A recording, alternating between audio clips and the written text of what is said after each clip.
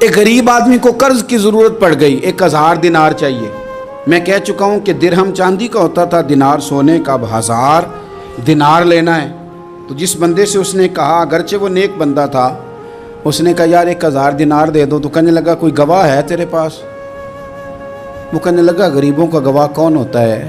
ہاں ایک گواہ ہے۔ کہا کون؟ کہا میرا رب، وہ تیرے اور میرے بیچ گواہ ہے۔ اس نے کہا کوئی کفیل، اگر تو پیسے نہ دے سکے تو وہ بعد میں دے دے، یا تجھے کچھ ہو جائے تو وہ دے دے۔ اس نے کہا کفیل بھی میرا اللہ ہی ہے، میرے پاس اگر ہے تو رب کریم کا نام ہے، اگر اعتماد کر سکتا ہے تو کر لے۔ بندہ نیک تھا، اس نے کہا رب کے نام پہ، رب کی کفالت پہ، اللہ کو گواہ بنا کے میں تیار ہوں تجھے 1000 دینے کو۔ اس نے 1000 دینار دے دیا، وقت واپسی کا طے ہو گیا، وہ چلا گیا پیسے لے کے۔ اس نے پوری محنت کی کہ میں نے وقت پہ پیسے لوٹانے، پوری محنت بھی کر لی، اللہ نے مدد بھی کر دی، پیسے بھی اس تاریخ کو اسے مل گئے۔ بعض لوگوں کا تو لوٹانے کا دل ہی نہیں نہ ہوتا۔ فرمایا حدیث پاک میں کہ تو لوٹانے کا ارادہ کر، رب تیری مدد بھی فرمائے گا۔ لیکن یہاں بہت سارے لوگ کہتے ہیں خیر ہے، ارادہ ہی نہیں، تو پھر جس طرح کا بندے کا گمان ہو رب بھی اسی طرح کا معاملہ فرماتا ہے۔ اس نے پیسے جمع بھی کر لیے اور واپس دینے کو تیار بھی ہو گیا، لیکن رستہ بحری جہاز کا تھا، کشتی کا تھا، دریا کے رستے واپس آنا تھا۔ اب وہ جب آ گیا دریا کے کنارے تو بڑی کوشش کی، پر وہاں اسے کوئی کشتی نہیں ملی۔ وقت پہ پیسے لوٹانے ہیں، سفر کرنا ہے، اب سواری میسر نہیں ہے۔ سوچ سوچ کے پریشان تھا کہ میں نے تو اللہ کے نام پہ لیے۔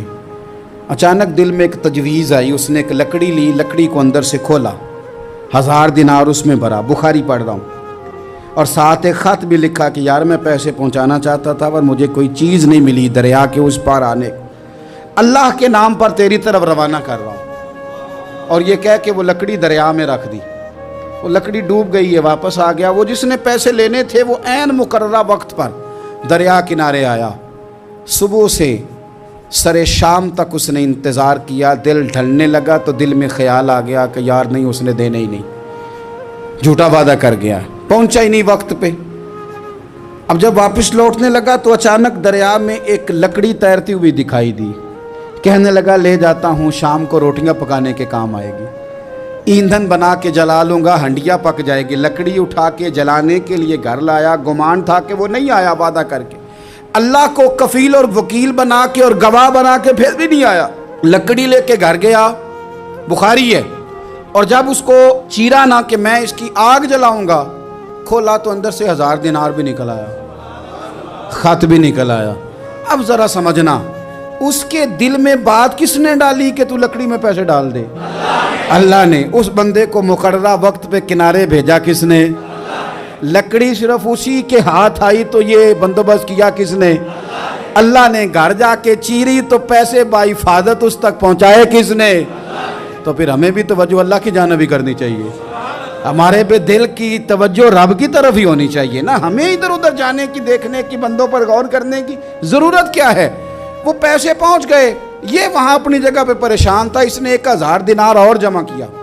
پھر دوبارہ ایک دن دریا کنارے آیا، کشتی مل گئی، بیٹھ کے اپنے اس بھائی کے پاس آیا، کہنے لگا دیکھنا مجھ پر بدگمان نہ ہونا، پیسے اس تاریخ کو بھی جمع کر لیے تھے، دریا پہ آیا تھا پر کشتی نہیں ملی تھی، پھر میں نے نا لکڑی میں ڈال کے خط ڈال کے تیری طرف بھیج بھی دیے تھے، لیکن آج میں پھر لے کے آ گیا ہوں۔ وہ کہنے لگا خوش ہو جا، جس رب کو تو نے میرا اور اپنا گواہ بنایا تھا اس رب نے میرے تک پہنچا بھی دیے ہیں۔ جب لوگ اللہ کو گواہ بناتے ہیں، رب کی جانب اپنی توجہ کرتے ہیں، اپنی چاہتوں، خواہشات اور اپنی ساری چٹھیاں اپنے رب کریم کی رحمت کی طرف روانہ کرتے ہیں، پھر اللہ اپنے بندوں کو مایوس نہیں کرتا، اللہ اپنے بندوں کو نواز دیتا ہے، اللہ تبارک و تعالیٰ اپنے بندوں پہ کرم نوازی کرتا ہے۔